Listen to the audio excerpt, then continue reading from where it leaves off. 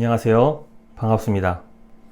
오늘은 하나님 백성의 선교 8번째, 다른 사람들을 하나님께로 끌어들이는 백성을 주제로 강의 설교를 하겠습니다. 먼저 본문 말씀, 신명기 26장 16절부터 19절 말씀을 함께 읽도록 하겠습니다. 오늘 내 하나님 여호와께서 이 규례와 법도를 행하라고 내게 명령하시나니 그런즉 너는 마음을 다하고 뜻을 다하여 지켜 행하라. 내가 오늘 여호와를 내 하나님으로 인정하고 또 그 도를 행하고 그의 규례와 명령과 법도를 지키며 그의 소리를 들으리라 확언하였고, 여호와께서도 내게 말씀하신 대로 오늘 너를 그의 보배로운 백성이 되게 하시고 그의 모든 명령을 지키라 확언하셨느니라. 그런즉 여호와께서 너를 그 지으신 모든 민족 위에 뛰어나게 하사 찬송과 명예와 영광을 삼으시고 그가 말씀하신 대로 너를 내 하나님 여호와의 성민이 되게 하시리라. 아멘. 먼저 지난주 내용을 복습하겠습니다. 하나님께서 이스라엘을 제사장 나라, 거룩한 백성으로 부르셨습니다. 제사장이란 하나님과 백성 사이의 중재자입니다. 이스라엘은 하나님과 모든 나라 사이에서 제사장입니다. 이스라엘은 하나님을 전하며 모든 민족은 이스라엘을 통해 하나님을 압니다. 그러므로 모든 나라, 민족은 오직 이스라엘을 통해 하나님께 나아갈 수 있습니다. 이스라엘은 거룩한 백성이 되어 하나님을 전해야 합니다. 거룩이란 세상과 다르게 사는 방식으로 죄가 만연한 세상에서 하나님의 뜻과 성품, 행동으로 사는 겁니다. 이스라엘은 하나님의 법을 따라 공의와 정의를 행해야 합니다. 하나님께서 이스라엘을 구속하셨듯이 이스라엘은 이제 다른 나라를 상대로 구속적 삶을 살아야 합니다. 모든 나라는 비록 눈으로는 하나님을 볼 수 없지만 이스라엘을 통해 하나님의 공의와 정의, 성품과 행동을 간접적으로 경험합니다. 그러므로 이스라엘은 하나님의 제사장으로 하나님의 뜻을 따르는 거룩한 백성이 되어 모든 나라에게 살아계신 하나님을 증거합니다. 더불어 이웃 나라를 향한 구속적 삶으로 그들에게 하나님의 복을 전합니다. 아멘. 이것이 바로 하나님께서 이스라엘을 선택하시고 구속하신 목적입니다. 하나님은 지금의 교회를 새로운 이스라엘로 부르셨습니다. 교회는 하나님의 뜻을 따라 하나님의 성품과 행동을 드러내며 이웃들에게 하나님을 전해야 합니다. 또한 이 땅의 공의와 정의, 사랑을 실천하며 모든 사람에게 하나님의 복을 전하며 구속적인 삶을 살아야 합니다. 앞으로 세워질 우리의 교회가 모든 이웃들에게 축복의 통로가 될 수 있기를 간절히 소망해 봅니다. 아멘. 자, 이제 오늘의 본론으로 들어가겠습니다. 만일 믿지 않는 자들이 이렇게 말한다면 여러분 어떻게 답변해야 할까요? 하나님을 보여주면 내가 하나님 믿겠습니다. 자, 우리는 어떤 대답을 할까요? 가장 먼저 하나님은 영이시니 때문에 인간의 눈으로 볼 수 없습니다 라고 답할 겁니다. 또 사람은 오직 믿음의 눈으로만 하나님을 볼 수 있습니다 라고 답할 겁니다. 믿지 않는 자에겐 교묘한 말, 빠져나가는 말로 들릴 겁니다. 물론 이 말은 좋은 답변입니다. 또 성도, 우리 같은 성도라면 모두 수긍할 겁니다. 하지만 이 답변은 교묘하게 성도의 책임을 회피하는 말이기도 합니다. 앞서 살폈듯이 하나님께서 성도, 교회를 부르신 목적은 하나님을 보여주기 위함입니다. 신약성경 요한일서의 저자 사도 요한은 하나님은 빛이시니 너희는 빛 가운데로 행하라 이렇게 말합니다. 또 하나님은 사랑이시니 너희는 서로 사랑하라고 권면합니다. 우리는 하나님의 자녀이기 때문에 하나님을 보여주는 자들인 것이죠. 성도가 하나님을 본받아야 할 것과 하나님처럼 거룩해야 할 것을 말해 줍니다. 하나님을 본받아 하나님의 뜻을 행하며 거룩한 삶을 살아야 하는 것이 성도의 사명이며, 이런 성도의 삶을 통해 모든 사람들에게 하나님을 보여주며 증거할 수 있습니다. 그러므로 하나님 백성인 교회는 하나님의 성품을 따라 공의와 정의를 배우며 주님이 그랬듯이 어렵고 소외된 자들의 친구가 되어주며 죄 많은 이 세상 속에서 아름다운 선을 행하며 환한 빛을 드러내 모든 사람들에게 살아계신 하나님을 증거해야 합니다. 아멘. 여러분, 어떤 교회가 좋은 교회일까요? 바로 하나님을 배우며 따르며 실천하는 교회입니다. 우리의 소망은 하나님을 닮은 교회가 되어 사람들에게 칭찬받아 하나님께 영광을 돌리는 것입니다. 그뿐 아니라 더 많은 사람들을 하나님께로 인도하여 예배할 수 있도록 하는 것, 더 나아가 이렇게 교회에 들어온 자들이 또다시 거룩하고 복된 삶을 통해 더 많은 자들을 예배자로 초청할 수 있는 것, 이것이 하나님께서 우리를 통해 이루시는 선교입니다. 그러므로 라이트 교수님의 말처럼 교회는 하나님의 선교를 위해 존재합니다. 오늘 제목처럼 교회는 다른 사람들을 하나님께로 끌어들이는 백성이 되어야 합니다. 할렐루야. 반대로 생각해 봅시다. 만일 교회가 비난받고 조롱과 원성을 듣는다면 하나님의 영광을 가리는 일입니다. 물론 하나님의 뜻을 따르기 위해 받는 비난은 우리가 충분히 감수해야 합니다. 우리는 지금 한국 교회가 받는 질타가 과연 어떤 이유로 받는 것인지 면밀히 따져보며 살펴보아야 합니다. 그리고 우리가 함께 세워갈 교회는 철저히 잘못을 뉘우치고 고쳐야 합니다. 지금 한국 교회가 받는 비난은 어떤 비난인가요? 저는 한 가지 단적인 예로 우리의 잘못을 찾아보았으면 합니다. 벌써 이제 코로나19가 전 세계를 강타한 것도 2년이라는 시간이 흘렀습니다. 작년에 K-방역이 전 세계로부터 높이 인정을 받은 때가 있었습니다. 당시 외신들의 보도를 보면 한국의 방역 대응이 세계적인 모범이 되었다고 말합니다. 유럽, 미국과 달리 공항도 없었고 사재기, 지역 봉쇄 없이 잘 대처했다는 평가를 받았습니다. 외신들의 분석에 의하면 K-방역 성공 비결을 세 가지로 꼽을 수 있었는데요. 첫 번째는 투명성, 둘째 소통, 그리고 협력입니다. 당시 올림픽 개최를 앞둔 일본이 확진자 감염 사실을 숨긴다는 의혹이 번져나갈 때 한국은 감염 사실을 숨기지 않고 모든 것을 오픈하며 오히려 감염 사실을 숨기지 않아도 되는 환경을 조성했습니다. 그뿐 아니라 모든 국민이 자발적인 마스크 쓰기와 방역 당국과 의료인들의 헌신의 노력으로 엄격한 방역 절차를 가질 수 있었습니다. 특별히 전 세계가 놀란 것은 높은 시민의식으로 바탕으로 전국적으로 선거를 무사히 치렀다는 것이죠. 전 세계적으로 K-방역 성공 사례와 분석이 전해지는 동안 안타깝게도 국내에서는 신천지를 포함 여러 교회들을 통해 집단 감염의 위기를 겪었습니다. 당시 교회들은 감염 사실을 감추는데 급급했고 정부 방침에 불이행했으며 집단 감염 위험에도 현장 예배를 강행하는 교회들이 속출했습니다. 심지어 좌석수를 속이며 현장 인원수를 늘리는가 하면 대규모 집회를 강행하며 정부 정책에 반대를 했고 안타깝게 그 집회로 전국적인 집단 감염을 일으키기도 했습니다. 정부의 강경한 방역 체계로 사적 모임이 제한되어 소상공인들의 피해가 심각했고 또 여러 기업들과 특별히 여행 및 관광 산업은 거의 사경을 헤맬 지경에 있었음에도 교회는 현장 예배를 멈출 수 없다며 대형 교회를 필두로 정부 방침에 불응했으며 결국 10명, 20명, 50명, 좌석수 20%까지 현장 인원을 점차 늘려갔습니다. 당시 정부 방침에 반대하며 예배를 강행한 교회들의 주장은 이것인데요. 우리는 결코 하나님을 예배하는 것을 중단할 수 없다는 겁니다. 우리는 그 어떤 상황에도 하나님을 예배해야 한다라고 강력히 외쳤습니다. 여러분, 그 결과 우리는 하나는 얻었지만 하나는 잃어버렸습니다. 현장 예배를 지속할 수는 있었지만 교회는 선교의 기회를 상실했습니다.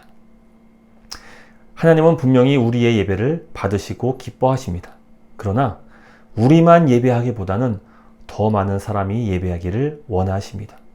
교회는 만민에게 하나님을 보여주는 제사장 나라며 거룩한 백성입니다. 여러분, 우리가 믿는 하나님은 어떤 분이십니까? 하나님은 곤고한 자, 소외된 자, 고통받는 자들을 건지시며 괴로운 자, 상처받은 자, 궁핍한 자들의 친구가 되어주십니다. 교회가 만일 코로나가 창궐했을 당시 솔선수범하여 이웃들의 안전과 경제적으로 곤란한 자들을 섬겼다면 어쩌면 더 많은 예배자를 얻어 함께 예배했을지도 모릅니다. 실제로 교회사를 살펴보면 코로나19와 비슷한 사태 속에서 우리와 전혀 다른 행동을 했던 교회의 모습을 찾아볼 수 있었는데요. 과거 로마 제국 당시 극심한 전염병이 발생했을 때 대다수 사람들은 감염자를 내쫓고 병자를 생매장시켰습니다. 그러나 이와 달리 당시 소수였던 기독교인들은 성경에 가르친 대로 감염자들을 씻겨주고 먹을 것을 주었으며 건강을 되찾을 수 있도록 도왔다고 합니다. 당시 기독교는 비주류 종교였는데 기독교인들의 헌신에 감동받은 수많은 이교도들이 개종했다고 합니다. 우리 온페이스 공동체는 계속해서 어떻게 예배해야 하는지를 함께 고민 중입니다. 우리가 지금까지 배운 바로는 예배는 크게 두 부분으로 나눌 수가 있습니다. 첫 번째는 공동체 예배입니다. 이는 공동체가 드리는 공적인 예배로 시간과 장소를 정해 함께 다 같이 살아계신 하나님을 예배하는 것입니다. 자, 두 번째 예배는 바로 일상 예배입니다. 우리의 예배는 공동체 예배로 멈춰서는 안 됩니다. 오히려 공동체 예배를 시작으로 우리 삶 속에서 하나님을 예배해야 합니다. 바로 우리는 하나님의 선교를 행하는 백성으로 일상에서 살아야 하는 것이지요. 지금까지 우리는 일상 예배에 대해서 무엇을 배웠습니까? 먼저는 창조 세계를 돌보며 맡기신 피조 세계를 섬김의 자세로 잘 다스려야 한다고 배웠습니다. 또 하나님께서 아브라함과 그의 후손인 저와 여러분, 교회에게 주신 사명, 즉 모든 민족에게 복을 가져다 주는 삶을 실천해야 하는 것이죠. 그리고 그 방법은 구체적으로 먼저 하나님의 도를 행하며 공의와 정의를 행하는 윤리적인 삶을 실천하는 것이고, 또 하나님께서 우리를 구속하신 것처럼 우리도 세상 사람들을 향해 구속적 삶을 살아야 합니다. 주님께서 우리에게 하셨듯이 내 이웃에 대하여 섬김과 배려, 헌신의 자세로 돕고 사랑을 실천하는 삶을 살아야 하는 것이죠.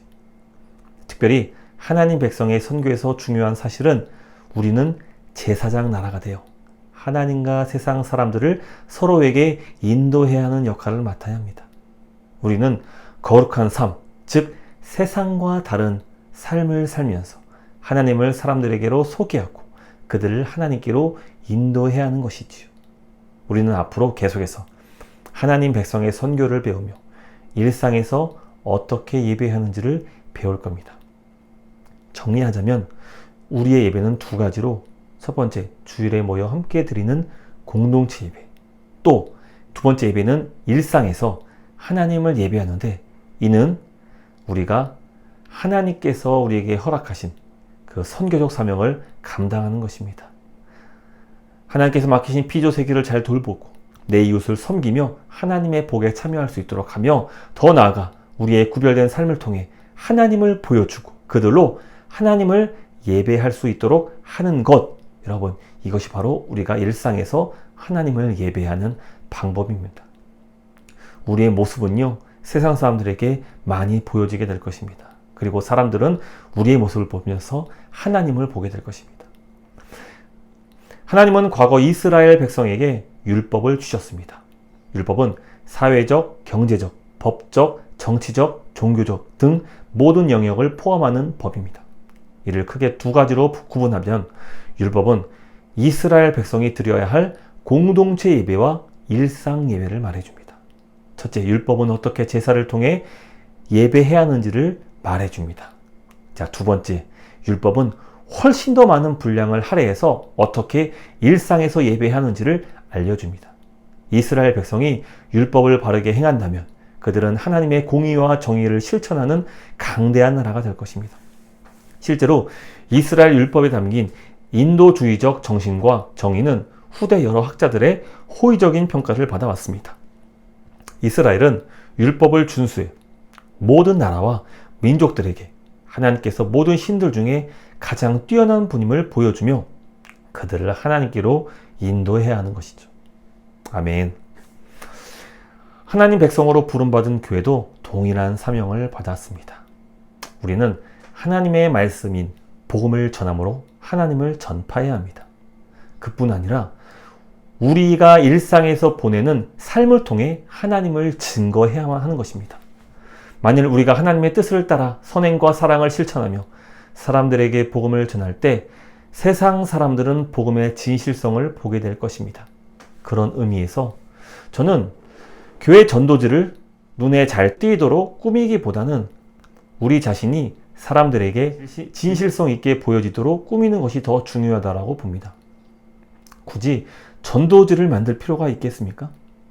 우리 한 사람 한 사람이 일상에서 온전히 예배한다면 자연스럽게 사람들을 복음으로 인도할 것입니다. 아멘. 여러분들은 바로 하나님을 보여주는 가장 강력한 전도지가 되는 것이죠. 자, 성경 곳곳에는 하나님의 백성인 이스라엘 외에도 다양한 이방인, 외국인들이 하나님을 만나는 이야기가 등장을 합니다. 먼저 솔로몬 시대인데요. 솔로몬은 이방 사람들이 하나님의 소문을 듣고 하나님을 찾아와 예배할 것을 간절히 기도합니다. 실제로 솔로몬 시대 때 많은 외국인들이 예루살렘의 성전에 찾아왔습니다. 기도의 응답이죠. 이 외에도 구약 성경에는 이방인 롯의 이야기, 또 이방인 아람 장군 나아만이 치료받은 이야기, 또 사르밧 과부의 아이가 죽었다가 살아난 이야기 등 다양한 이방 사람들이 하나님을 만나 구원받은 이야기가 나옵니다. 신약 시대에는 본격적으로 외국인들이 구원받는 이야기가 급격하게 늘어납니다. 예수님을 만나 로마 백부장 이야기, 고넬료 이야기, 바울의 전도로 구원받은 수많은 이방인들의 이야기 등등 하나님은 모든 민족이 복을 받게 될 것이라는 말씀을 이루어 가시죠. 바로 하나님 백성인 교회가 하나님의 성품과 행동으로 살아가며 일상에서 하나님의 공의와 정의를 이루며 이웃을 향해 사랑을 실천할 때, 즉 일상 예배가 온전히 드려질 때 하나님의 선교가 이루어지는 것입니다. 아멘. 자, 그렇다면 과연 이스라엘 백성들은 하나님의 선교를 잘 이행했을까요? 그들은 정말 일상 예배를 잘 드렸을까요? 이스라엘 통해 수많은 이방 사람들이 하나님을 과연 알게 되었을까요? 안타깝게도 이스라엘은 하나님 선교에 실패했습니다. 이 말은 일상 예배에 실패했다는 말입니다. 하나님은 선지자 예레미야의 허리띠를 사용해 이스라엘의 실패를 지적합니다. 하루는 하나님께서 선지자 예레미야에게 허리띠 하나를 산 후에 그 허리띠를 강가 어딘가에 땅 속에 묻으라고 명령하십니다. 그리고 몇 달 후 그 허리띠를 다시 꺼내라고 말씀하십니다. 땅 속에서 파낸 후 허리띠를 꺼내자 여러분, 우리의 예상대로 이미 썩어 볼품없게 되어버렸습니다. 하나님은 그 썩은 허리띠가 이스라엘이다 라고 말씀하십니다. 예레미야 13장 10절부터 11절 말씀인데 세 번역으로 읽겠습니다. 이 악한 백성은 나의 말 듣는 것을 거부하고 자기들의 마음에서 나오는 고집대로 살아가고 다른 신들을 쫓아가서 그것들을 섬기며 경배함으로 이제 이 백성은 전혀 쓸모가 없는 이 띠와 같이 되고 말 것이다. 자, 중간 생략하고요. 그들이 내 백성이 되게 하고 내 이름을 빛내게 하고 나를 찬양하게 하고 나에게 영광을 돌릴 수 있게 하였으나 그들은 듣지 않았다. 하나님은 이스라엘이란 허리띠를 몸에 장착하고 여러 나라 민족들에게 자신을 드러내기를 원하셨습니다. 만일 이스라엘이 하나님의 뜻대로 순종했다면 하나님의 이름과 명예와 영광이 되었을 것입니다. 하지만 안타깝게도 이스라엘은 썩은 허리띠처럼 볼품이 없었습니다. 오히려 그들로 인해 하나님의 이름도 명예와 영광이 땅에 곤두박질 쳤습니다. 여러 민족들에게 조롱거리가 되었습니다. 하나님의 이름이 수치와 모욕을 받게 되었던 것이죠. 하나님은 이 시대도 마찬가지로 교회라는 옷을 입으시고 세상 사람들에게 보여지기를 원하십니다. 그러나 안타깝게도 코로나19 위기를 겪으면서 한국교회 및 하나님의 위상은 실추되었습니다.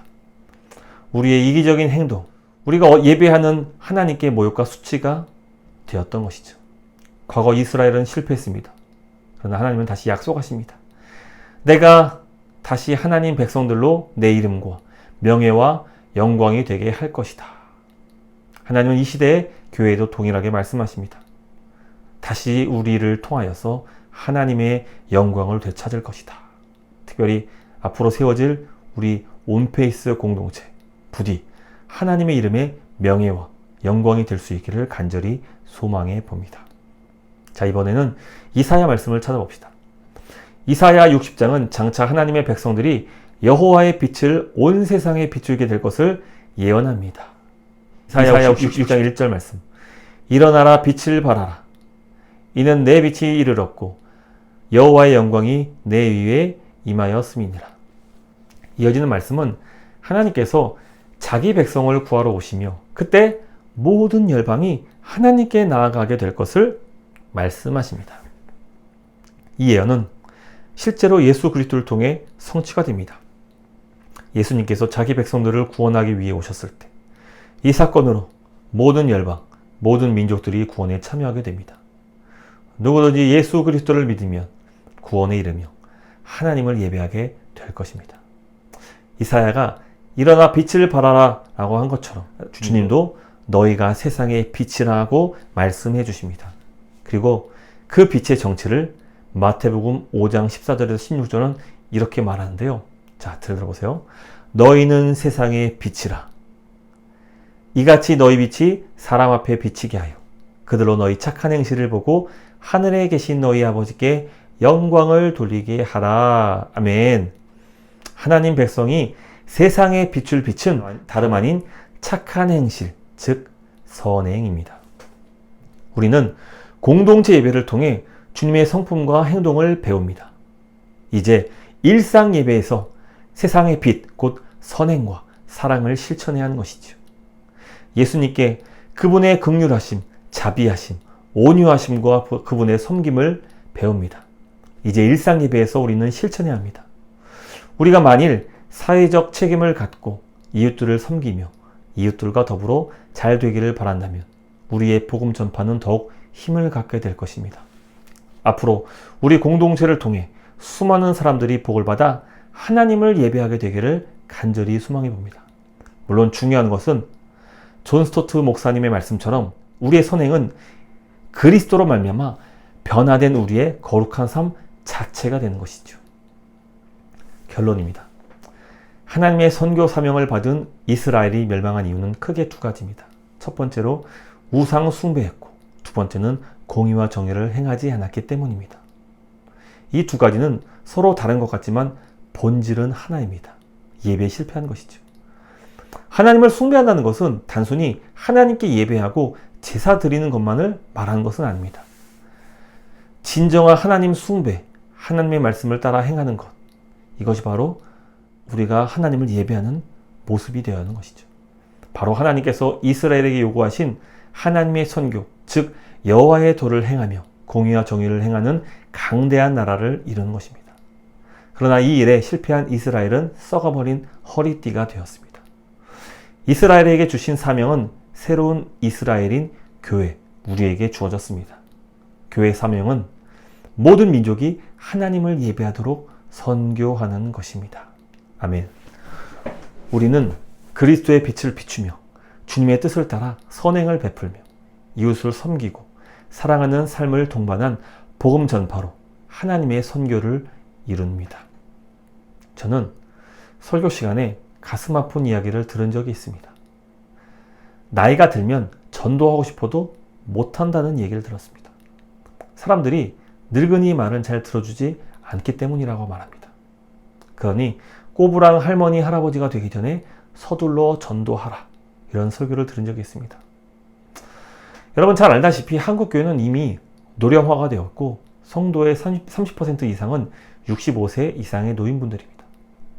그분들은 전도를 하고 싶어도 못한다는 얘기가 버젓이 설교 시간에 전해집니다. 여러분 그러면 누구는 전도할 수 있을까요? 어떤 사람이 전도해야 할까요? 그 설교를 자세히 들어보니까 반듯한 외모를 지니고 번듯한 직장, 사회에서 성공한 사람들이 전도해야 효과를 볼 수 있다고 말합니다. 예를 들면은 올림픽에서 금메달을 따고 거기서 하나님께 영광을 돌려야 영향력이 크다고 말합니다. 바늘 구멍과 같은 경쟁률을 뚫고 경쟁해서 당당히 높은 자리, 성공한 위치에 올라가서 또 부와 명예, 권력을 가진 그 사람이 자기의 성공 스토리에 예수님의 복음을 함께 전하면 사람들이 그 말을 듣고 회심한다고 말합니다. 그러니 이 설교를 들으면 전도는 누가 해야 효과적이라고 할 수 있습니까? 바로 경쟁 사회에서 승리를 차지한 소수만이 전도할 수 있다는 거예요. 그들의 전도만이 효과적이라는 것이죠. 그런데 과연 그럴까요? 그렇다면 하나님은 성공한 소수의 사람들만 구원하여 하나님의 선교를 하시면 되지 왜 나 같은 자도 구원하셨을까요? 왜 힘없고 가진 것 없는 노인부들까지도 하나님은 구원하셨을까요? 여러분, 교회마저도 세상 논리에 넘어가 세속적으로 생각하여 전도 전략을 짜는 것이죠. 저는 마음이 너무 아팠습니다. 저는 왜 오늘날 전도와 선교가 힘들어졌을까? 많은 고민을 합니다. 그러면서 우리가 전도, 선교하는 방법이 어떤 것인지 한번 되짚어 보았습니다. 해외 선교를 가면 태권도 혹은 K-팝 공연, 한국 전통 음식 등을 대접하며 각종 선물들을 증정하여 사람들의 이목을 집중시킵니다. 그리고 목사님께서 나와서 복음을 전하지요. 국내 전도는 어떻습니까? 새 가족 초청장치를 합니다. 눈에 잘 들어오는 문구로 만든 전도지를 제작해서 나눠줍니다. 또 교회 한번 오라고 말하면서 우리 목사님 너무 좋아, 우리 교회 너무 좋아, 이렇게 칭찬합니다. 또 선물도 주고 식사도 사주면서 교회로 데리고 옵니다. 교회에서는 준비한 찬양과 연극, 간증을 전하며 역시 목사님이 나오셔서 복음 메시지를 전합니다. 여러분, 해외든 국내든 전도와 선교의 핵심은 복음 메시지입니다. 저는 매우 좋은 전략이라고 생각합니다. 그러나 과연 성경적인 방법일까? 의문이 듭니다. 성경적인 선교 및 전도는 무엇일까요? 역시 핵심은 복음 전파일 것입니다. 그러나 또 다른 한 축, 중요한 한 축이 무엇일까요? 바로 우리가 일상에서 행해지는 올바른 예배입니다. 즉 착한 행실, 선행입니다. 이를 다른 말로는 거룩한 삶, 또 다른 말로 여호와의 도를 행하는 공의와 정의와 사랑을 실천하는 삶입니다. 앞으로 세워질 교회는 다른 어떤 전략보다 먼저 우리의 삶을 변화시키고 작은 실천이라도 주님의 성품, 주님의 언어와 행동으로 사람들에게 나아갑시다. 하나님 말씀을 배우며 나누고 붙잡고 기도하며 우리 삶에 선행이 나타나도록 우리가 그리스도의 빛을 비추는 자로 성숙해집시다. 적지 않은 분들이 하나님의 촛대가 한국을 떠나 중국 그리고 동남아로 옮겨졌다고 합니다. 여러분, 우리 교회는 꺼져가는 촛대를 붙잡고 늘어져 봅시다. 그리고 다시 한번 하나님의 선교를 이뤄나가는 저 여러분 될 수 있기를 간절히 소망해 봅니다. 여러분, 늙었다고 전도 못하는 거 아니에요. 여러분들이 만나는 친구들, 노인정에 누구 와도 그분들에게 얼마든지 예수 그리스도의 향기를 나타낼 수 있는 아름다운 선행을 실천함으로써 그들에게 우리의 삶을 통해 하나님을 증거할 수 있어야 되지요. 여러분, 경쟁 사회에서 좀 뒤처진 자들도요, 괜찮아요. 우리가 만나는 일상 속에서 만나는 그 사람들에게 우리의 삶으로 적극적으로 하나님을 증거하면 되는 것이에요. 여러분, 실패한 인생 괜찮아요. 정말 단 한 사람일지라도 그 사람에게 진실된 하나님의 사랑을 실천으로 전할 때 그 사람에게 우리는 하나님의 선교적 사명을 감당하는 것이에요. 여러분, 우리는 모두는 하나님의 선교에 참여하도록 부르심을 받았습니다. 우리 함께 건강한 교회가 되어서 하나님 말씀을 배우고 일상에서 하나님 말씀을 순종함으로써 많은 이들에게 하나님, 살아계신 하나님을 보여주고 증거할 수 있는, 그리고 그들로 하나님께 나와 예배할 수 있도록 인도하는 그런 우리 온페이스 장차 세워질 교회가 될 수 있기를 간절히 소망해 봅니다. 아멘. 기도하겠습니다. 할렐루야. 좋으신 아버지 참으로 감사합니다. 우리 온페이스 모임이 공동체 예배를 준비하고 또 일상 예배를 지금 준비하고 있습니다. 정말 간절히 바라건대 우리가 드려지는 이 공동체 예배가 앞으로 정말 살아계신 하나님을 경험하고 하나님을 배우면서 그 안에서 하나님께서 우리에게 베푸신 놀라운 구원과 은혜를 예배하며 찬송할 수 있는 뜨거운 예배가 될 수 있기를 간절히 소망합니다. 또 더불어서 우리가 공동체 예배를 통해서 하나님을 경험했다면 이제 일상 예배를 통해서 하나님을 증거할 수 있는 참된 하나님 백성의 선교를 행할 수 있는 저희가 될 수 있도록 인도하여 주시옵소서. 주님, 저희는 너무나도 부족합니다. 우리의 선행이라고 해봐야 때 모두 선행일 것입니다. 온전치 못합니다. 그럼에도 우리 하나님 말씀을 배워가면서 조금씩 배워나가 성장, 성숙할 수 있는 참된 그리스도인 될 수 있기를 간절히 소망해 봅니다. 그리고 어쩌면 이 땅에 교회 모습을 통해서 실추된 하나님의 영광을 다시 한번 이 작은 공동체를 통해서 하나님의 이름, 하나님의 명예, 하나님의 온 위상이 다시 한번 드높일 수 있게 하시고 우리의 삶의 모습, 하나님의 사랑을 실천하는 삶을 통해서 하나님께 영광 돌려서 정말 많은 사람들이 그 같은 하나님을 보고 경험으로 예배할 수 있도록 나올 수 있는 그런 놀라운 역사가 우리 공동체를 통해 이루어질 수 있도록 주님 역사하여 주시옵소서. 우리 한 주간도 일상에서 하나님을 증거할 수 있는 참된 예배자 되기를 원합니다. 주님, 우리를 지키시고 역사하시고 우리 삶 가운데 늘 성령 하나님 동행하여 주시옵시고 우리를 통해서 많은 자들이 하나님을 직접 경험할 수 있도록 역사하여 주시옵소서. 한 주간도 믿음으로 승리할 줄 될 줄 믿습니다. 감사하신 우리 주 예수 그리스도 이름으로 축복하며 기도드립니다. 아멘. 수고하셨습니다. 할렐루야.